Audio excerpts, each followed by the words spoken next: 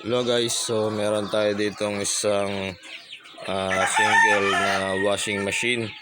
So naging problema ng ating washing machine ay meron siyang tagas dito sa bandang ilalim niya. So dito pagka napansin natin na meron ng tagas dito sa may pinaka gearbox ay dapat palit na tayo ng bagong gearbox. Kasi pagka hindi naagapan yan, madadamay yung ating motor. So yung motor natin ng washing machine ay medyo may kamahalan, lalo na kung bibili natin yung bago. So dito, ito yung ating motor. Ayan. Ang naging problema nito ay yung gearbox nya ay may tagas ng tubig. So yung nilagay natin tubig dito sa ibabaw ay lumalabas dito. So dapat hindi siya lumalabas dito sa ating gearbox.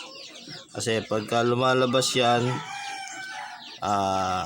pag umikot yung ating motor, hihilahin niya ng belt yung ating gearbox, tatalsik yung tubig dito sa loob.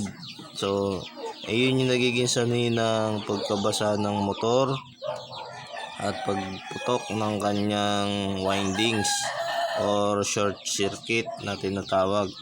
So ito yung ating motor ay defective na dahil nga sa nabasa siya ng tubig na galing dito sa ating tab.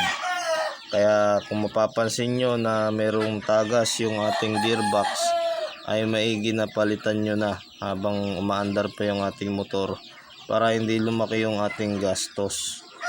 Kasi kung bibili kayo ng bagong motor ay nasa 800.